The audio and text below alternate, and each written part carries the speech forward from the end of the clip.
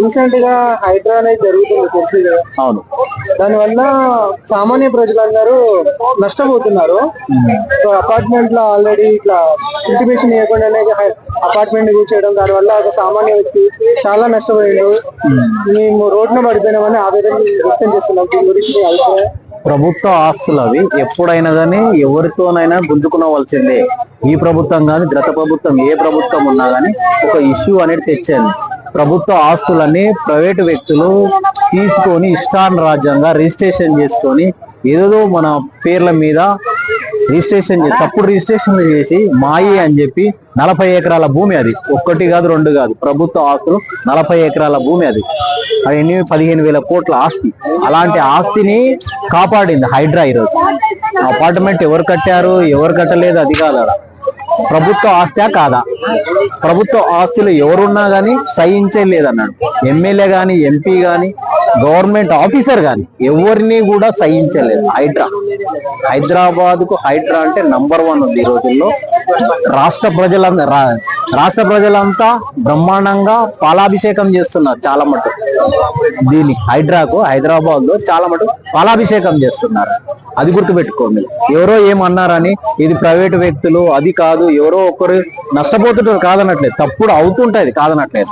దాన్ని కాపాడాలంటే కంపల్సరీ ఇలాంటి situation compulsory ఉండాలి, కఠినమైన నిర్ణయాలు ఉండాలి. రీసెంట్ గా ఎన్నో గవర్నమెంట్ ల్యాండ్ లని ఖాళీగా ఉండదు మనం చూసాం.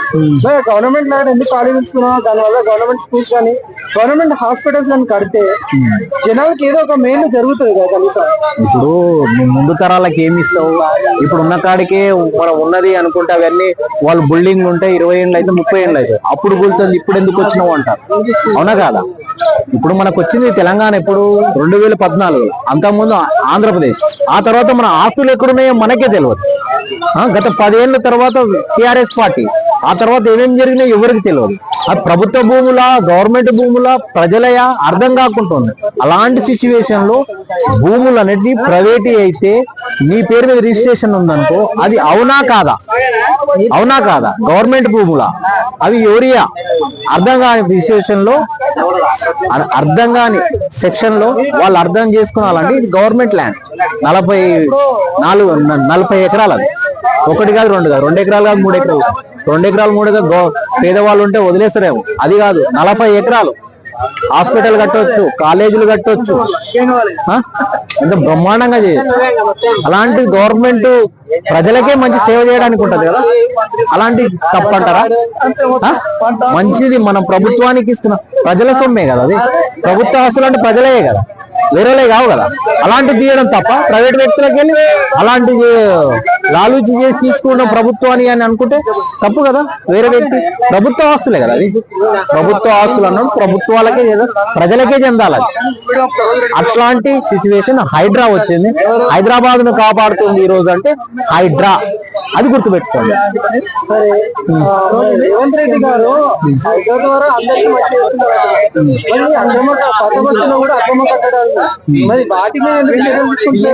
ఆల్రెడీ ఇష్యూ అయ్యింది మొన్న 2-3 వారం రోజుల కింద. అడ్డు పడితే 2వ రోజు నాడు పోయి ఆయన అరెస్ట్ చేశారు ఎమ్మెల్యేలు, అది గుర్తుపెట్టుకోండి. 2వ రోజు పోయి అరెస్ట్ చేశారు. వదలం మేము, ఎవరైనా సరే రాజకీయ నాయకుడైనా సరే ఎంపీ అయినా గవర్నమెంట్ ఎంప్లాయ్ పెద్ద ఎంప్లాయ్ అయినా పర్వాలేదు, ఎవరిని వదలను అని అన్నాడు. అంతే, అది ఎవరైనా సరే దానికి సల్యూట్ కొట్టాలి. కానీ వెన్ను తిరిగి నేను అది వెనుకడుగు వేసి ముందడుగు వేసి వచ్చానంటే తొక్కుంటూనే పోతారు. ఆ ప్రభుత్వం ఈ ప్రభుత్వం హైడ్రా తొక్కుంటూనే పోతుంది అంతే తప్ప ఎవరికి తల వంచదు. హైడ్రా ఎవరికి తల వంచదు.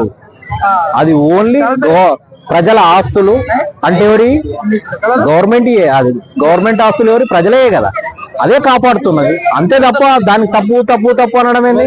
గవర్నమెంట్ ఆస్తిని ఓకే నెగ్లిజెన్స్ గా ఖర్చు పెడుతున్నా అంటే మన కేంద్ర మంత్రి హోదాలో ఉన్న ములుగు జిల్లా ఎమ్మెల్యే సీతక్క ఐడియా ఉందా? అంగన్వాడీ కేంద్రం కోసం ఆమె 14 ఫోన్లు ఇస్తున్నా అని చెప్పేసి 8,000 ఫోన్లు ఇచ్చింది అందరికి.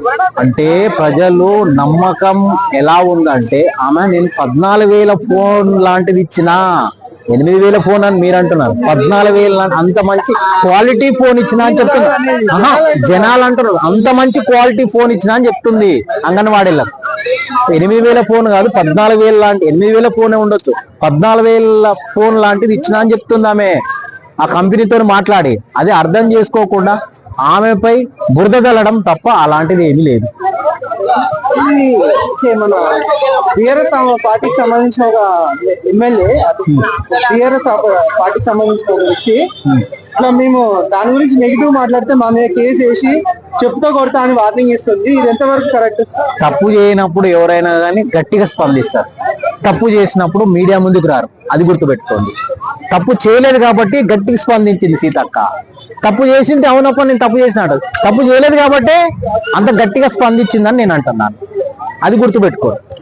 తప్పుడు అబద్ధం అనేది జనాల్లో విపరీతంగా వెళ్ళిపోతుంది. నిజం అని తెలియడానికి ఎంత టైం పడుతుంది? చాలా టైం పడుతుందా లేదా? నిజం కాబట్టి నిప్పుతో చెప్పినట్టు చెప్పింది, అబద్ధం కాబట్టి ప్రజలకు తొందరగా వెళ్ళిపోతుంది. ఇది వెళ్ళాలంటే, నిజం వెళ్ళాలంటే టైం పడుతుందా లేదా? అది తెలుసుకున్నారు ప్రజలు, అది తెలుసుకొని మాట్లాడాలి. ఏదో అన్నారు అని కానీ 14,000 ఫోను అని మనం 10 ఛానళ్ళు వేసుకుంటే ఏమవుతుంది? తప్పెవరిదవుతుంది? 14,000 ఫోను 8,000కి ఇచ్చిందని మీరు అంటారు కదా, అలాంటి ఫోన్ ఇచ్చినా అని చెప్పుకుందామే. మనం 14,000 ఇచ్చింది, 8,000 ఎక్కడ పోయినాయి, ఇంక 8,000 ఎక్కడ పోయినాయి అని మీరు అనుకుంటున్నారు. అది ప్రజల సొత్తు, ఎక్కడ పోలేదు. ఆమె అలాంటి ఫోన్ ఇచ్చినా అని చెప్పింది తప్ప, అందుకోసం గట్టిగా స్పందించింది ఆమె. అబద్ధము, అది నిజం చెప్తున్నాను అని చెప్పి గట్టిగా స్పందించింది. అది తెలుసుకోమని చెప్పి, అంతే తప్ప అలాంటి విషయాలకు ఆమె ఎప్పుడైనా అలాంటి చేయదు. ప్రజల పక్షాన్నే ఉంటుంది, ప్రజల గురించే పోరాడుతుంది. ఈరోజు సీతక్క అంటే రాష్ట్రం మొత్తం సీతక్క అంటే తెలుసు, ప్రతి పిల్లోడికైనా తెలుసు. అలాంటి సీతక్క మీద అలాంటి మాటలు మాట్లాడితే ఆమె ఊరుకోదు. నిప్పులాగానే సమాధానం చెప్పిందని నేను అనుకుంటున్నాను. అది గుర్తుపెట్టుకోమని చెప్పు.